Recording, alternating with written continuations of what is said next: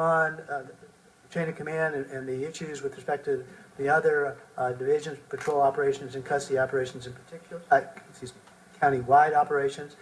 But I can say within the custody operations, I do think that weakness, that lack of a strong chain of command has really been addressed, and then that is the way you hold people accountable for making decisions. Mr. Drooyan, there were many people who sort of sent us these letters, some of them who were managers in that and spoke of those items.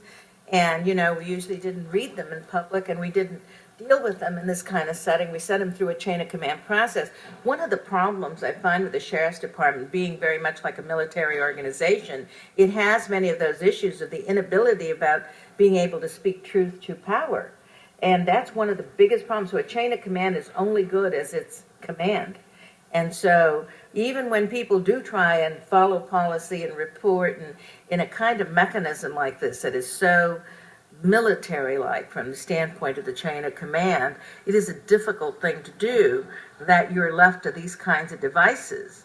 Now, these kinds of devices can be ignored because they're anonymous, which is normally what you do, or they can be followed up on. But I am concerned that we, for the most part, didn't follow all those telltale signs for the last 14 years where we've been receiving many of these, mostly from inmates, and some from people who were. But in this instance, it's the kind of thing that I guess, and hopefully we can give to you, that you might be able to explore and maybe get us an answer. Because I know if I send it through the regular, quote, chain of command, it should be about 90 days when I might get an answer and find out that, you know. Well, it's certainly, if the board wants me to take a look at something, I certainly will. I think the other point that needs to be made is you need to have an effective investigative and disciplinary system, and you need to have an effective internal audit system to be able to independently investigate allegations and hold people accountable. A lot of these people are put in some of these things because they are places where people who are moving up. One of the reasons he says he hasn't retired is he just got a new wife, so he's got to work for a little bit longer. I don't know. I'm concerned about that requires an investigation. I'm just concerned about as there is no other mechanism that bring about accountability, and we're going to go through a very challenging set of times with, you know, having to name a new interim sheriff and then move on and hopefully get an appropriate sheriff elected that'll represent us.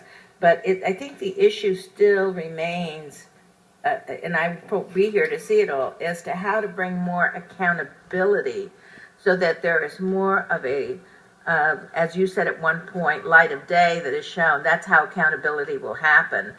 But until we can get, you know, some kind of auditor of every one of these management items, it's really troublesome in these kinds of environments. You certainly don't want to saddle a new sheriff with all of these mechanisms, but it almost speaks volumes about how do we create a mechanism that really has the kind of accountability and oversight where these kinds of things will be looked upon and maybe presented to us or to another entity that would really take on some review of this, because otherwise it just goes into a round file somewhere. Well, But why don't you give that to the Inspector General? yeah, I was going to say, you do have an Inspector General who the board has now appointed and who is in the process of getting that office up and running.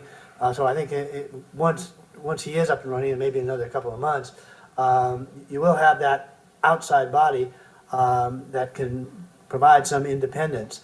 But I'm going to come back to the first thing that I said and the point that you made at the outset. Ultimately, it's up to senior management. It's up to a strong sheriff who creates an environment of accountability, who also takes seriously allegations of misconduct and ensures that they are adequately investigated and the discipline opposed where appropriate. And that sheriff, whoever he or she may be, has got to have strong senior assistant sheriffs, and if there's an undersheriff, a strong undersheriff, and impose accountability throughout the organization. It starts at the top, and if you don't have that leadership and strength at the top, you're going to have a dysfunctional organization in the long run. Thank you. Mr. Chair, Terry McDonald, Assistant Sheriff, Custody Division. First of all, I'd like a copy, Madam Supervisor, a copy of that letter, if we could.